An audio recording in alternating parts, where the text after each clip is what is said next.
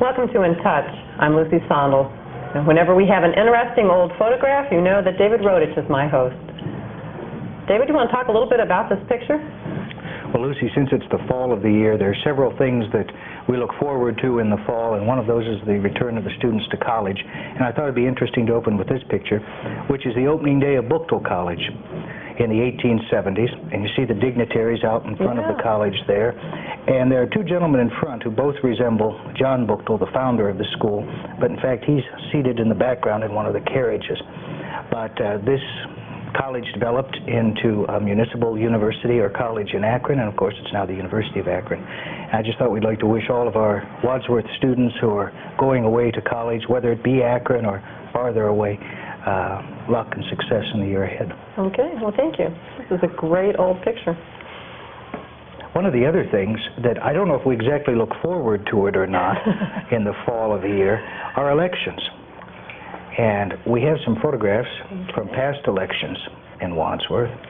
And now we will remember that we will remember.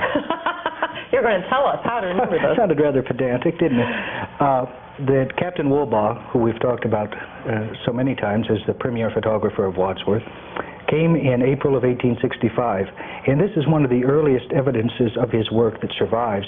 It's a bonfire on College Street in 1870, where members of both parties joined together for a bonfire, for a rally for the elections, and members of both parties spoke and speeches were given in support of the various candidates for office at that time. Is it fairly common to have a bonfire, or just kind of a rallying point? Well, usually they built what they called a liberty pole, and it would be necessary for some designated person to climb to the top of this pole, almost like flagpole sitting, except they didn't sit up there. Was there a candidate that had to do that? They would post a bid. Well, I think that wouldn't be bad today to see how many of them could make it up there, because some of the ones we've seen in recent weeks...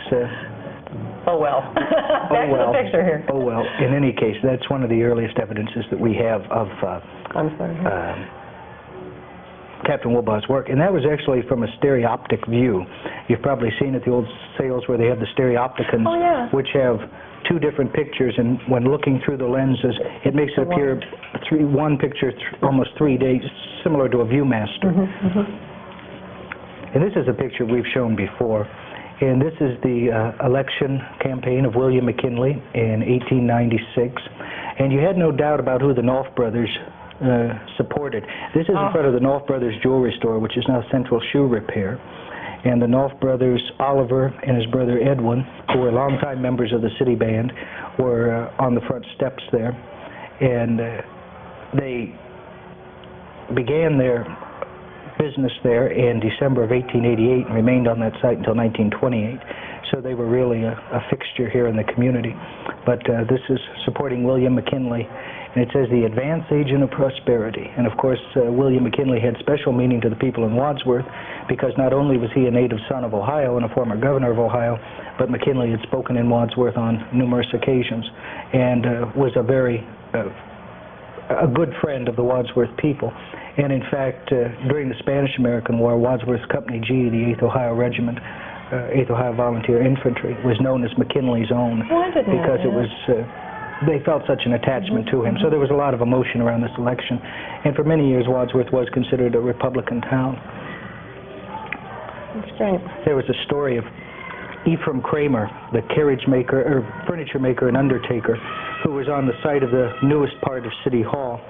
And he was a staunch Democrat. And one of his neighbors and friends was Robert Stevenson, the carriage maker, who lived next door and whose business was just north of the Lutheran Church. And he was a staunch Republican.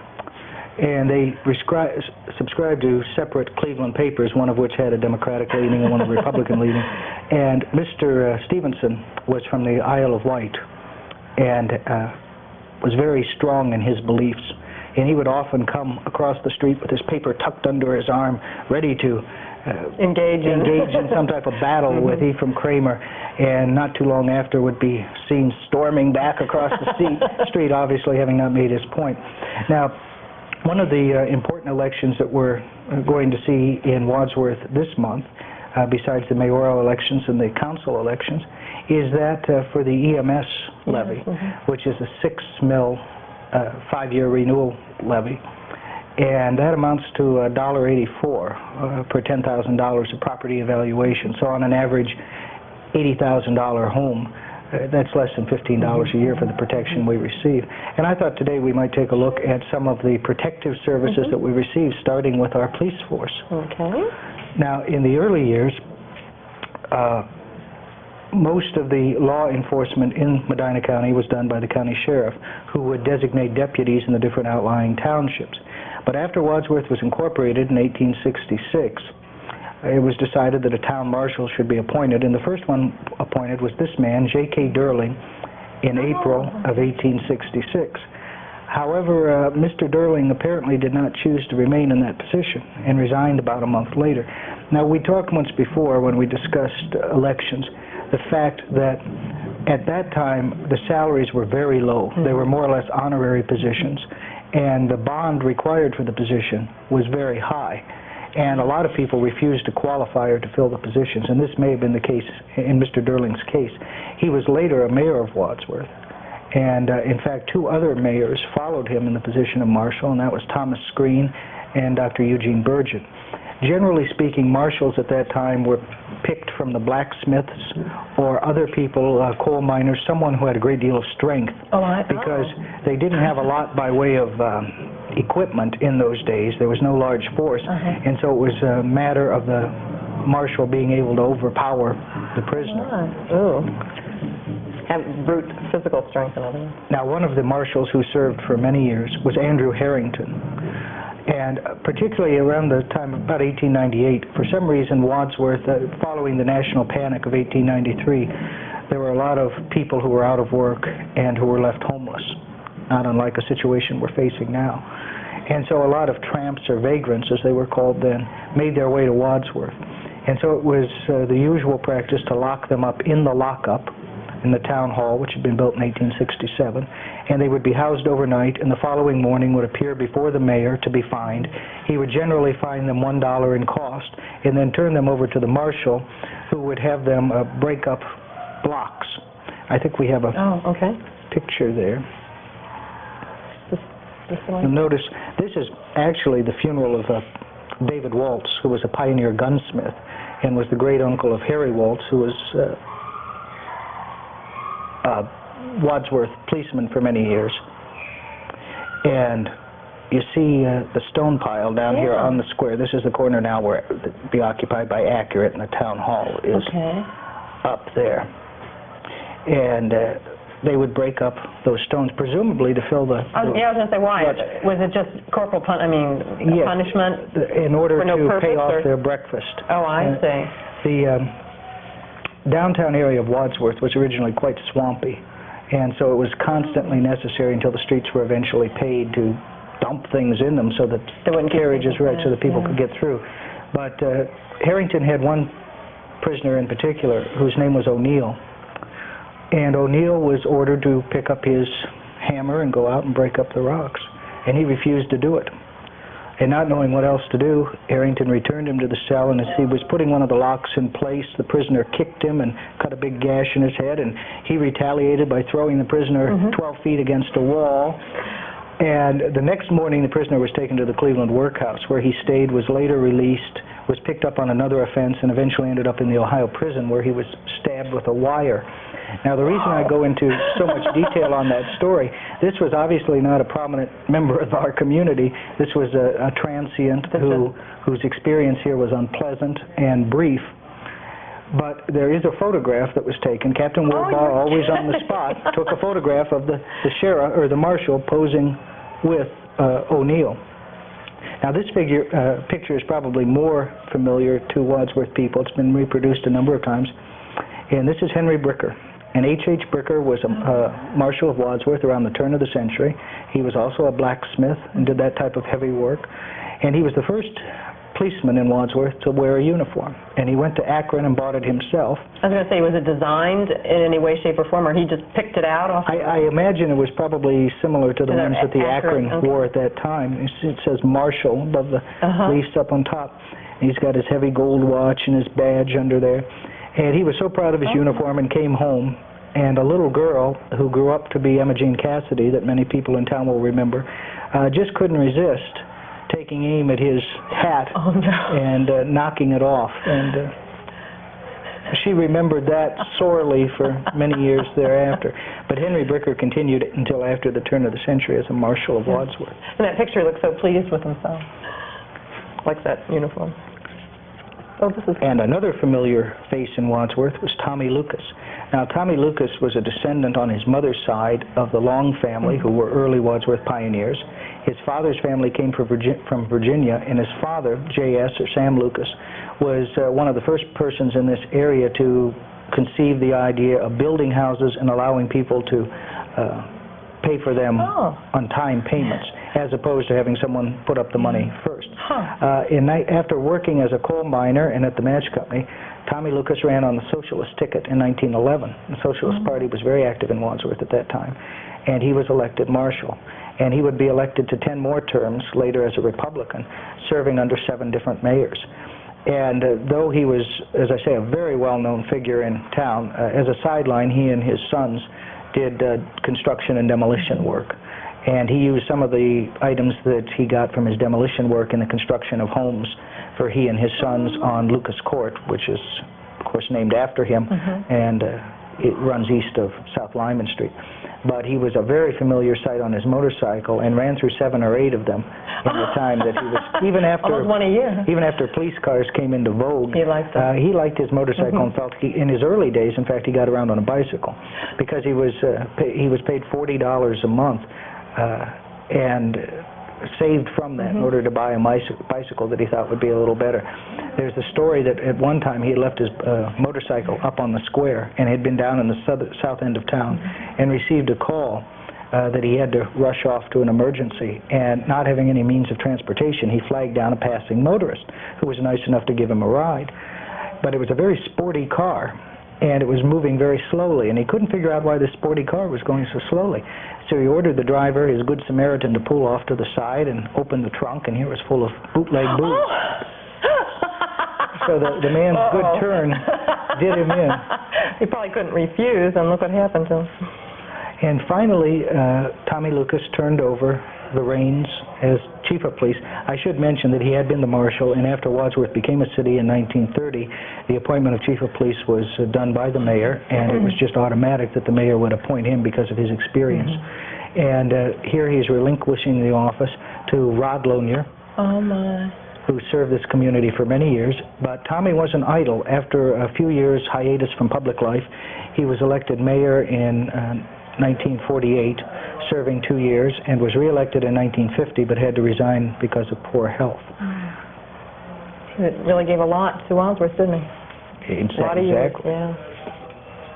This is a picture of the police force. It was taken during the time that Rod Lonier was police chief. See him back in the corner, and Harv Weldy, many faces that are familiar, Don D'Alessandro. Bernie Ty, who was second from the right over here, would succeed Rod Lonier as chief of police. The ladies in the background are the dispatchers. I mentioned Emma Jean Cassidy, who knocked off. Apparently her record must have been expunged because she was one of the dispatchers there for the police department, and Winifred Dakin, and Nellie.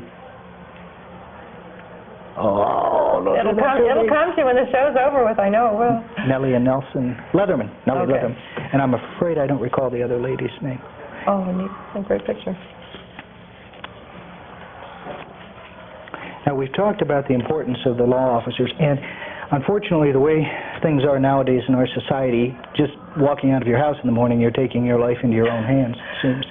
But the people who are members of the police force and the fire department, every time they go to work, they're facing the possibility of losing their lives.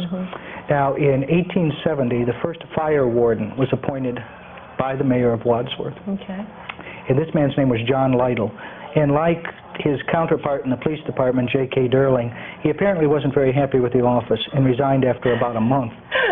At that time, it was required that the fire warden make a personal inspection of every place within the village, every store, every home, every factory where fire was used. And if we think about 1870, fire was used for cooking, for heating, for just about everything that you could imagine. So it was quite an involved job. For this grand sum at the turn of the century, they were paid $40 a year, which was payable annually. Oh. And so there wasn't a whole lot of compensation involved for the work. The reason we're showing this picture, which is a picture from 1920 of the election parade for, it's an election picture, for the election parade for the addition to the, what we would now call the Central Middle School, that was built there in 1922. But the second building from the end, we've shown this picture before, as I say, this building would be where the Buemi building is on the corner of Mills and Main Street. And Mill Street would run between there, and this is the second house down. The one with the high tower would be the one where Country Expressions is. It's the same building. This house here, the second one, was the home of Richard Weaver, who was the owner of the Waterworks Company. And when it was decided to formalize the city's fire protection, up to that time, fire protection had been done primarily by bucket brigades. And now they decided to appoint this fire warden and to make a serious attempt to prevent fires.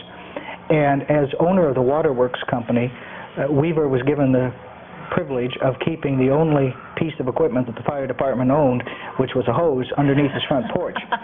So you might say that his house, or at least his front porch, was the first fire station of Wadsworth. Certainly the best protected, I hope. Now, in 1867, as I mentioned, they built a town hall on the site of the present City Hall, the older portion of it. And the front part contained council chambers, the back part the lockup or jail, and the top floor was a public room. But in later years, the first floor, it was decided that it was no longer suitable for council to hold public meetings there. And they removed the regular door, and you can see there are big double doors that have been added, and that was used as a firehouse. Oh. Now this building that we're looking at was condemned in 1906. And plans were made to take off the top floor and use the bottom floor only for fire and move all the other city offices away. By this time, the mayor and the other offices were located in rented space around town. But they found out that this building shared a common wall with the building next door, and they were unable to do that. So the whole building had to be raised. So essentially, from about 1916 until 1936, Wadsworth didn't have a city hall or a fire station as such. It had to rely upon rented facilities elsewhere. Okay. We're a little slow about doing things sometimes. Oh, this is going to be a good picture. Now this picture is taken out in front of the building that we just looked at, the old town hall. And this is one of their new pieces of equipment, which their first fire engine had been a pumper, which had been pulled by Andy Obel, the automobile pioneer's car. But then they bought this piece of equipment here in 1903, which was a chemical pumper with chemical hose, and at the same time the fire department got their first official uniforms or clothing, which were rubberized hip boots or thigh boots, along with oil coats and hats. And Harry Sears, who by this time and for many years, over 35 years, was the fire chief, is standing here in the center. Joe Bender, who we've talked about before, is the owner of the Opera House and was also a longtime volunteer fireman, is in the back. Fred Falk, who was a former mayor of Wadsworth, and we visited his birthplace and farms, is in the back there. And J.B. Hilliard, the founder of the undertaking firm that bears his name, is over on the right side. Many other people who were prominent. These people generally served on the fire department force for many, many years. Now, they used to go on 4-mile sprints in special jogging-type suits that they had, like the old-type swimming suits that we've seen from the turn of the century. And they would go on 4-mile sprints to keep in shape. And Mr. Sears, I don't know if how he got the idea, but he would go to the fires on a bicycle. And his little dog would ride alongside with the ladders and the hooks and so forth. Now, this is a picture of those suits that I mentioned just a moment ago. And this picture was taken in 1904. Okay, these are jogging suits. And in the past, it's been mislabeled as the Wadsworth swim team. Yeah, I can see why. Or the fire department swim team. In the back is Harry Sears, who I just mentioned, as the fire chief. In the front is Arthur Watts, who was the assistant fire chief. And the second from the left is P.M. Weinsheimer, or Lank Weinsheimer, as he was known, was also a blacksmith, and he would succeed Chief Sears on his death as fire chief. But the reason this picture was taken in 1904 was because they had gone to Salem to compete in a volunteer fireman's competition, and they had to unroll and hook up 300 feet of chemical hose the fastest. And Wadsworth won an award for doing it in 20 seconds. And that was a big enough occasion to have their picture taken. Sure. Made everyone in Wadsworth feel a little safer, I would think. One of the early fires of Wadsworth that was one of the large fires was of the old National Hotel on the northwest corner of the square where Accurate is now located. That happened in 1875. One of the schemes, as I say, this was bucket brigade time, and one of the schemes to extinguish the fire was the use of dynamite. And someone said, if we just blow it up with dynamite, it'll stop the fire.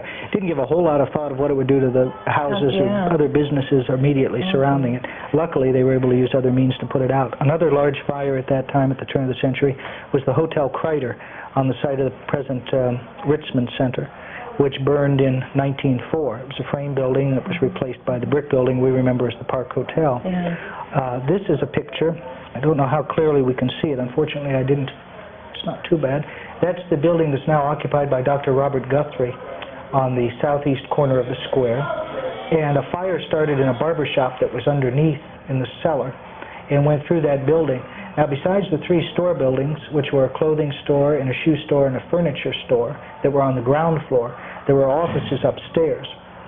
And at this time, this is 1908, the original portion of the Central Middle School was still under construction, so the Board of Education and other school offices were in rented rooms upstairs. Also, Dr. Baldwin, Homer Baldwin, who was a dentist in Wadsworth and state representative, had his offices. And you can't really see it all, but trust me on this one. On this center window, it is advertising fire insurance. And I don't know whether or not they patronize that store or not, but the fire department is seen out in front on their hook and ladder early in the morning hours, helping to fight that fire. Another big fire in Wadsworth was that of the H.J. Hall Trucking Company. And that business was located where Tony's Physical Fitness Center is now, beside the Opera House. Broad Street would run out there and Lyman Street along this side. And the building was a total loss. You can see in the center of it some of the wreckage of the trucks. This was in January of 1937 and caused a $75,000 loss. Fortunately for H.J. Hall, he was on friendly terms with many of the other trucking firms in the state, and they helped him out through this difficult time until they rebuilt. Another picture of fire, which I don't happen to have a photograph of with me, the largest fire in Wadsworth history was of the old Wadsworth Salt Company off of State Street. And this company burned to the ground in October of 1928. And the smoke can be seen for miles. It was a terrific fire. Destroyed the factory. Was there loss of life involved in any of these large fires? No, thankfully there was not. There were some people living in apartments adjacent to the Hall Trucking building, and they were able to get out. The salt company had gone into receivership and was not in operation at that time. It had been closed since August, so it wasn't in operation. Fortunately, no one was harmed. Now, I mentioned about the town hall being condemned, and for about 2 years they had the fire department in rented quarters down in the south end of town, and then they moved up to the square.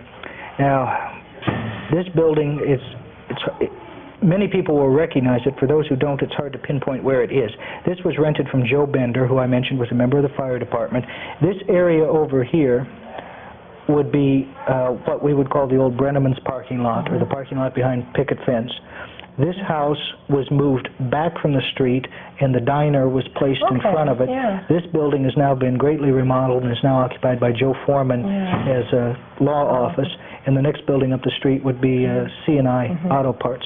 So this barn-type building sat back from the road. You can see the fire truck just poking out of it, and this little sign that hangs there, you can't read it, but it says that designates that as the fire department. This is the same building looking inside? This is the same building. This is inside in 1934. Keeping warm over here by the stove, pot-bellied stove, is Ralph Blau, who was better known to Wadsworth people as Tex Blau, who would later be one of the fire chiefs. And the little fellow in the chaps and the rain gear and all that clinging to the back of there is Jackson Hall, who next week is running for mayor against our current mayor, John Hanna. And there's a series of guns, rifles up there, and I'm not sure why. Maybe for looks, no? But that's the inside of that building. In 1936, with help from the federal government, we were able to build a new city hall on High Street, replacing the old town hall and several other older buildings, and there was room given for the fire station, with room upstairs for club room and sleeping quarters for the fire department. And this remained, was used as the fire department until additions to City Hall were built in the 1960s. We'll see that in a moment. This is a picture of the fire department, 1941. A lot of familiar faces in there. Joe Bender is still on the force. As I said, many of these people were on the force for many, many years. Okay. Flip another one up here.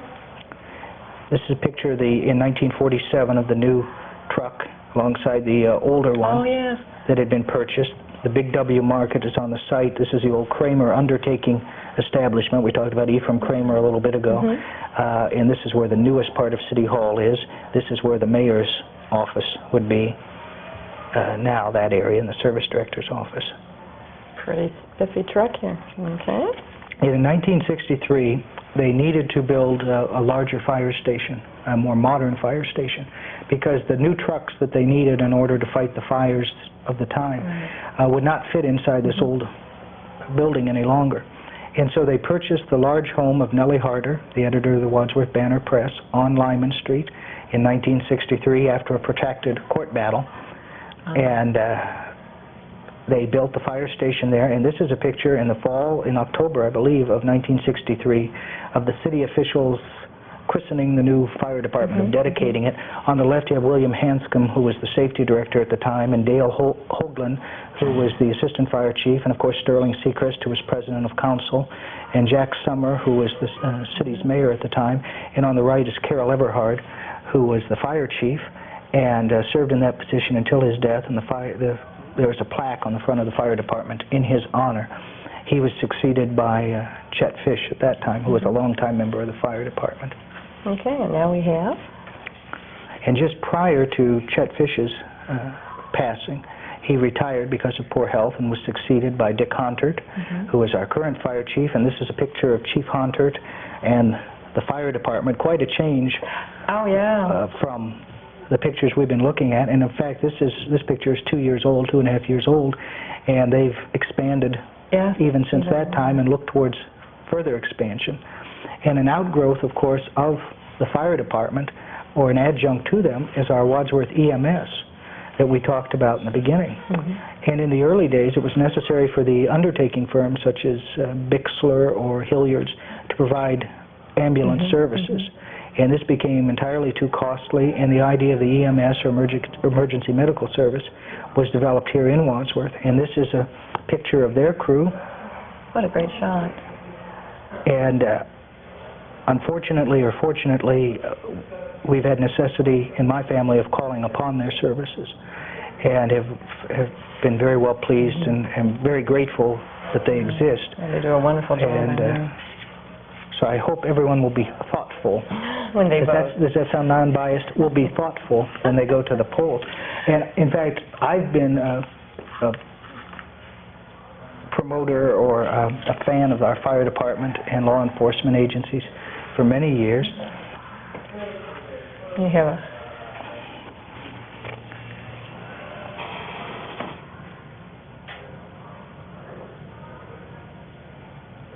I can't make this out. Good. That's over about 30 years ago. And this was at one of the Wadsworth Week carnivals. And one of the firemen was a friend of my father's and said that it would be a good idea to have my picture taken in there, that maybe it would lead me towards a life in towards a career in firefighting. Unfortunately, it left a bad taste in my mouth, or it didn't, as the case may be, because I had a large all-day sucker that I'd just been given. And I left it on the seat. Oh, David, that's great. And I cried until we could go back to get it, and it was gone. And I never look at a fireman today without that thinking of that. I look to see if it's there. Oh, no. I don't have many collectibles from the fire department, unfortunately, but these are just I'll take the back of this and we can show what you have here. These are just a couple little things. That does not actually say Wadsworth, but it comes from Wadsworth. I know it's clear. Do people hang this on there? It seems to be something that would be hung because there are holes drilled at the top of it. Maybe in your car or whatever, I don't know, to designate that you're a volunteer fireman? Something of that nature, perhaps. And this is a license plate bracket from the days when the license plates used to stick up from the car rather than be totally molded around as they are now to identify the driver as a Wadsworth fireman. We had... a few more things, I think. Yes, I just wanted to mention that the Wadsworth United Methodist Church has just celebrated their 175th anniversary in Wadsworth. See the sign out there? They are the oldest congregation in Wadsworth and the oldest Methodist congregation in Medina County. They had a wonderful 2 weeks of services and commemorations. The actual anniversary is in December, but because of the conflict with the holidays and so forth, it was celebrated now, and the committees that were involved in that did a wonderful job. And thankfully for me, you know me and my coffee, they produced a coffee cup, which was designed by Tom Schimmelfinnig, who's a member of the congregation and a local artist. Oh, how nice. And turn it around here, see the front. And a beautiful little rendition of the current building. And this is a lead-in to remind people that the First Christian Church, Disciples of Christ, will be celebrating in January the 150th anniversary of their current building. The congregation is older than that, but they are focusing on their building, which was built in 1842. This is the same building that we've talked of before, from which President Garfield enlisted troops for the Civil War. And so anyone who has any information or memorabilia or photographs pertaining to that congregation might want to contact their church office. They have a committee that's functioning with whom I'm working to help with the celebration in any way I can, or they can contact myself. We'd be glad to David pass that along. Talking at their annual meeting and discussing a lot of the Hopefully I'll have company. Yes, I'll be there. I'll be there asking all the questions. I think we're almost at a close here. I believe that's it. We are going to close today with a film clip, which again comes to us from Dr. Melvin, Dr. Earl Melvin. I, off the top of my head, don't have a date on it, but I would guess the late 1930s, early 1940s, showing our fire department in action. Okay. Well, thanks for watching. I'm Lucy Sondels with David Rudich. Thank you.